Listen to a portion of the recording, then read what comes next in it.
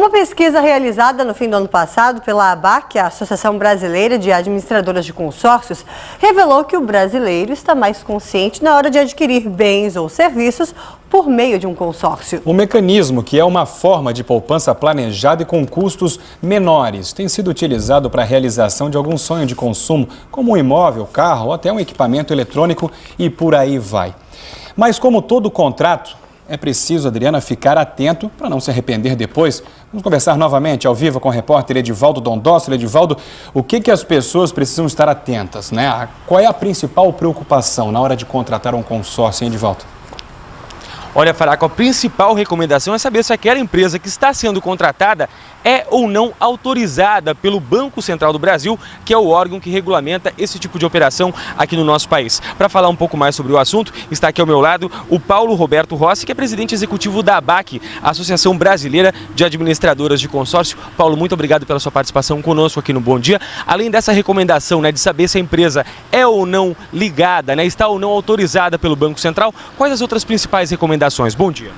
O consumidor tem que ler com bastante atenção as cláusulas contratuais. Ele tem que exatamente entender como é que ele participa de uma assembleia, como é que é feito o reajuste do crédito e das prestações dele. Por isso que é muito importante ele consultar a empresa de consórcios ou, eventualmente, a ABAC ou o próprio Banco Central do Brasil.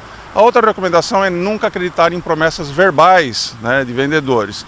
E a quarta recomendação é tudo aquilo que estiver indicado num contrato, realmente você tiver indicado no contrato, realmente se estiver numa propaganda, tem que estar indicado no seu contrato. Essa questão que você chamou a atenção, né? Não acreditar no boca a boca, né? Na promessa verbal, né? Alguém que te prometeu, tem que estar escrito no contrato. Exatamente, é importante que tudo isso esteja indicado no contrato para a segurança do consumidor. Afinal de contas, ele vai estar participando de um grupo de consórcios com tantos outros consumidores. Aliás, uma coisa muito importante também é o seguinte, é importante que o consumidor verifique a sua capacidade econômica financeira, porque os grupos são de longa duração. Nós temos grupos de automóveis com 50, 60 até 80 meses, grupos de imóveis com 120 até 180 meses. Então é importante que ele verifique se ele tem capacidade econômica financeira para suportar esses pagamentos até o final. Além dos direitos, tem também as responsabilidades, né? Tem que cumprir o que está no contrato também por parte do consumidor. Exatamente. O contrato de consórcio é um contrato plurilateral, entendeu? Com a participação de várias pessoas.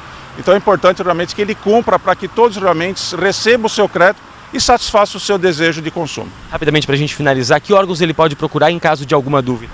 Ele pode consultar o Banco Central do Brasil e nós temos também o Departamento de Atendimento ao Consumidor da ABAC, Associação Brasileira de Administradoras de Consórcios. Ok, Paulo, muito obrigado pela sua participação conosco aqui no Bom Dia. Tá, então, Adriana Faraca, preciso ter cuidado na hora de realizar o tão sonhado sonho, né, de adquirir um consórcio, adquirir um bem através do consórcio. Que bom seria, com vocês. Edivaldo, Adriana, que bom seria se só a palavra bastasse, né? Mas infelizmente não é assim que funciona, então é importante que esteja tudo documentado para não termos problemas depois. Obrigada, Edivaldo.